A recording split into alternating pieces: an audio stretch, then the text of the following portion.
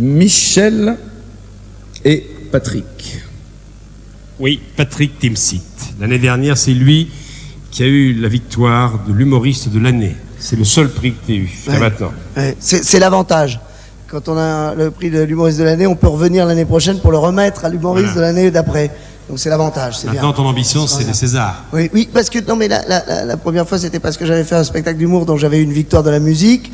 Là, je la remets parce qu'on a fait un film qui concerne pas les Césars. Donc il y a des choses qui sont formidables comme ça. Je te félicite encore pour Un Indien dans la ville. Fermons la parenthèse. Humoriste de l'année. En compétition, monsieur Raymond DeVos. Pour son spectacle à l'Olympia. Monsieur Marc Jolivet.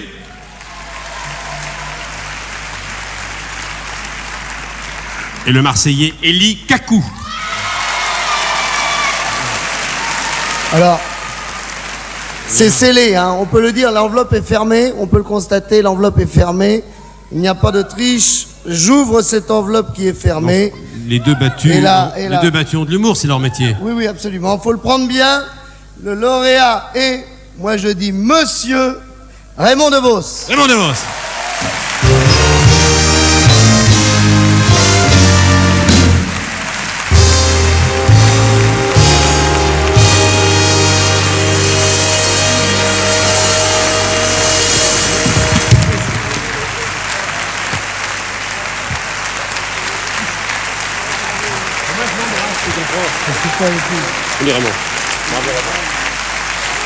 Oui, vous pouvez vous lever, absolument. Oui, oui.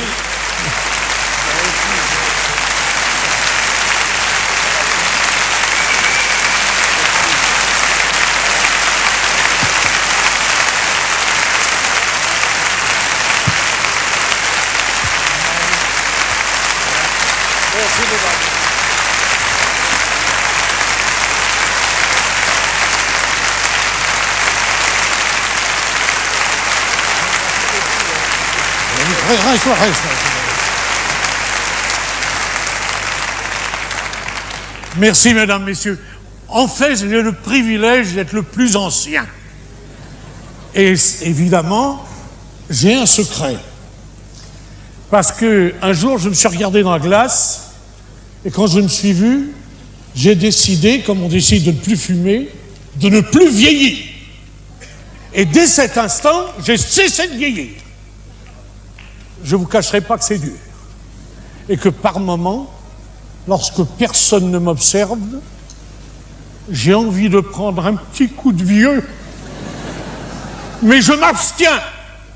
Je ne voudrais pas finir comme mon voisin. Lui, il n'a pas voulu arrêter de vieillir. Eh bien, il en est mort. Si vous le permettez, cher... Non, je vais vous dire pourquoi. C'est parce que comme, finalement, je suis un homme de texte, et qu'ici, c'est des victoires de la musique, je voudrais en faire un peu. Bien sûr. Ça vous ennuie pas? Pas du tout. Merci beaucoup. Allez-y.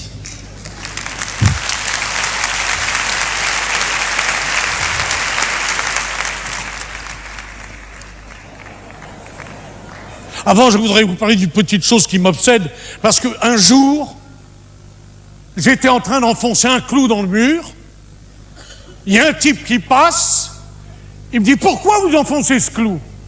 Je lui dis « Je n'ai pas à vous dire pourquoi j'enfonce un clou. » Il me dit « Moi, j'aime bien savoir pourquoi. » Je lui dis « Je n'ai pas à vous dire pourquoi j'enfonce un clou. J'enfonce un clou, j'enfonce un clou. Et je continue d'enfoncer mon clou. » J'avais presque enfoncé, il n'y avait plus que ça. Et le type sort une tenaille, il arrache le clou.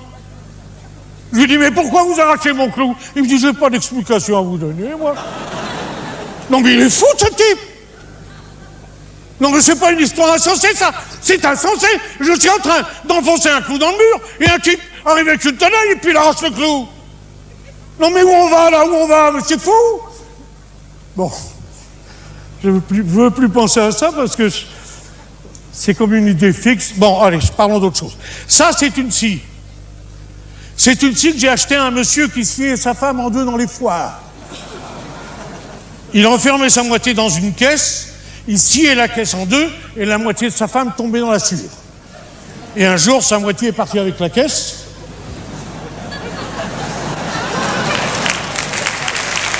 Alors, il m'a vendu la scie. C'était le clou de son numéro. Je peux quand même enfoncer un clou sans être obligé de dire pourquoi j'enfonce un clou. Non? Parce que si vous voulez arracher un clou, il avait qu'à commencer par en planter un. Il plantait son clou, et puis après, avec ses tenins, il arrachait son clou. Mais il n'avait pas arraché mon clou à moi. Je suis assez grand pour arracher un clou si j'ai envie d'arracher un clou. Ouais. Bon, et ça revient par répondre ici, Philippe. C'est pas la question du clou, hein. Non, les clous, j'en ai, c'est pas ça. Non. Mais celui-là, j'y tenais. C'est un clou que j'avais ramassé comme ça, tout rouillé, tout tordu. Et je l'avais redressé de mes propres mains. Ensuite, je pouvais lui taper sur la tête comme un forcené. Il ne déviait pas d'un pouce. Il s'enfonçait raide dans le mur. Alors évidemment, chaque fois que je vais enfoncer un clou, j'enfonçais celui-là. J'ai toujours enfoncé le même clou. Mais pas à la même place. Peut-être qu'à force d'enfoncer le même clou, on finit par s'y accrocher, n'est-ce pas? Et un type arrive avec une tenaille, et puis il arrache le clou. Sans dire pourquoi. Parce qu'encore, s'il m'avait dit pourquoi, moi je lui aurais bien dit pourquoi je plantais mon clou. Si seulement je m'en souvenais. Il y a quelque temps, ça fait 25 ans de cette histoire. Je ne veux plus penser à ça. C'est fini. Je vais vous jouer Clair de lune de Massenet, de Werther. J'ai jamais pu enfoncer le clou, ça a été fini. Hein. Bon, c'est pas les occasions qui m'ont manqué, rien que ma voisine un jour, elle vient et me dit « Monsieur, j'ai un clou à enfoncer, je sais que vous enfoncez des clous. » Je dis « Madame, j'ai renoncé à enfoncer des clous, c'est fini. » Une vis à la rigueur, si vous voulez, parce que c'est pas la même démarche, mais les clous, c'est fini. Alors, je suis « Oh, si, venez enfoncer. » Je dis « Non, madame, j'ai renoncé à enfoncer les clous, c'est fini, je ne veux pas enfoncer les clous. » Alors, elle insiste, tout ça, venez. Non, madame. Elle me rendrait marteau, cette bonne femme. Surtout qu'elle est maigre comme un clou. Chaque fois que je la vois, j'ai envie de lui taper dessus. Heureusement que j'ai renoncé à taper sur les gens, parce que clair de lune.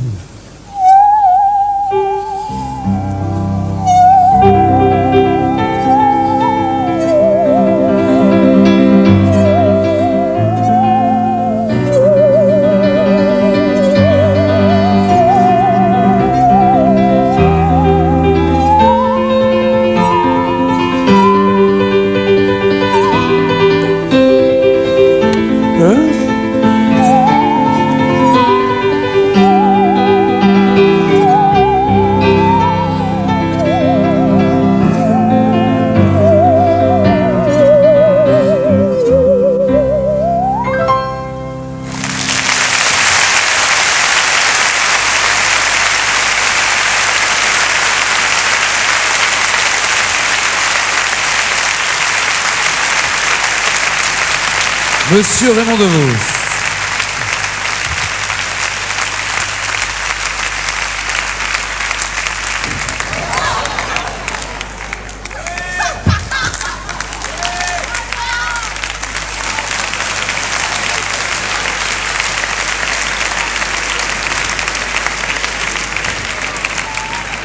J'espère que c'était la vraie chute du sketch, parce que sinon... Mais je pense que tout va bien.